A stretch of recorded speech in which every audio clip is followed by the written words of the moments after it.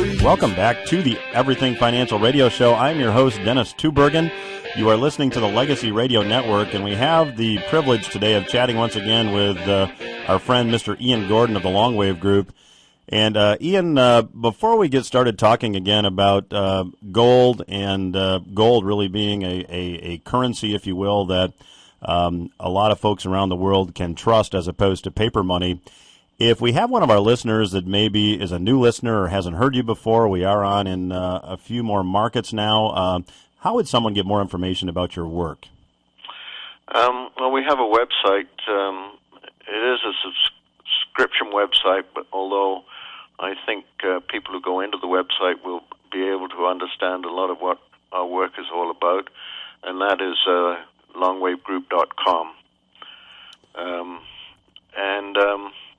Essentially, the Longwave is based on the Kondratiev cycle. I think I'm sort of proud to say that we've expanded anything Nikolai Kondratiev had ever sort of envisaged when he produced the cycle. We give him great credit because we wouldn't have been able to sort of go through what we've done. But the cycle is a lifetime cycle, and we've divided into 4 seasons of the year, and spring being the birth or rebirth of the economy, summer being the time when the economy reaches its fruition, and autumn being the feel-good period because that's the time when stocks, bonds, and real estate perform exceptionally well. And winter is a time when the economy dies, overwhelmed by massive amounts of debt which have to be wrung out of the system. And so since it's about a 60-year cycle, each of those seasons is about a quarter of the entire cycle. And obviously we're in the winter. We're in the process of wringing debt out of the system. The previous winter was 29 to 49 when debt was wrung out of the system, and a deflationary depression occurred at that time. Ian, along those lines, I have a couple of questions. The first one is that I think based upon your description, and certainly we have made a lot of your work on a broad basis known to our listeners. We certainly agree that we're in the economic winter cycle. What's your take on the end game? I mean, when do we see the transition from winter to spring in your perspective?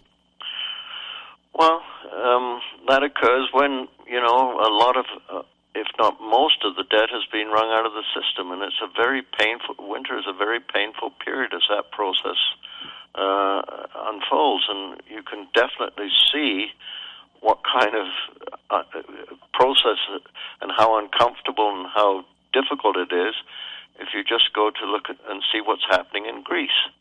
That the debt is being wrung out of the system, or actually not that effectively, because they just keep adding to the debt burden that Greece already shares. But eventually the whole system, I think, collapses into a worldwide massive depression and a failing banking system, and out of it a new monetary system evolves. Ian, I know you're probably the most informed monetary historian we've had the pleasure of interviewing here on the radio show.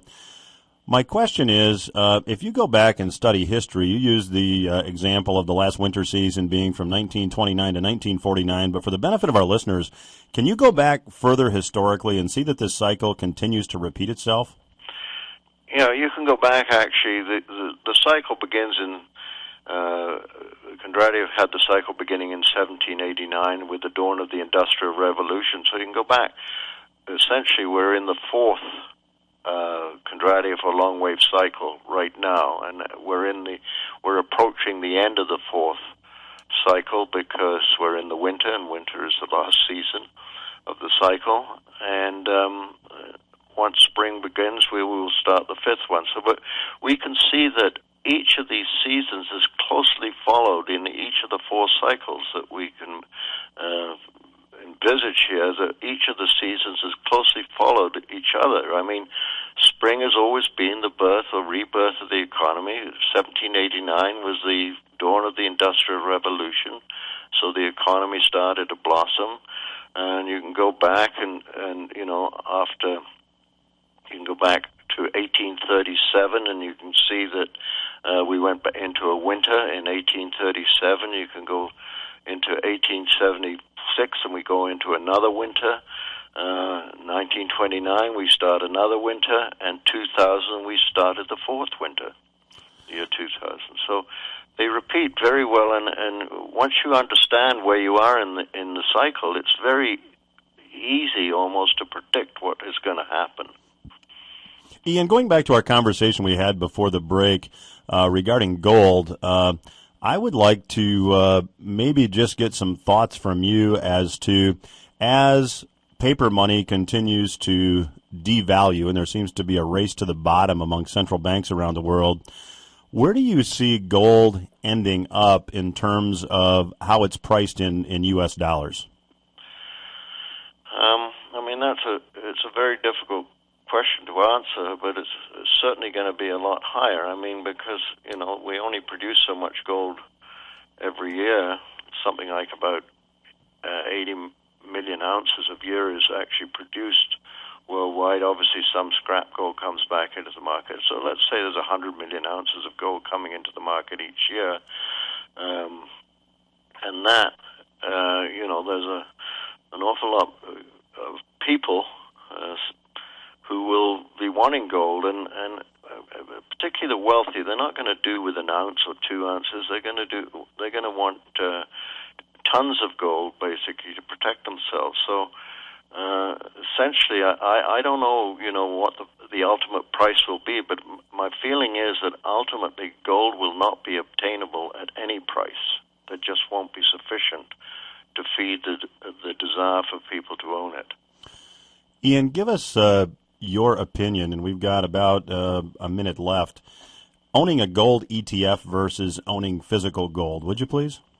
Well, I've always been of the persuasion that you have to own the physical and not have a paper claim on gold, because you might not be able to effectively get your physical and exercise your paper claim. So I think, I'm definitely opposed to ETFs and very strongly would recommend that people actually own the physical.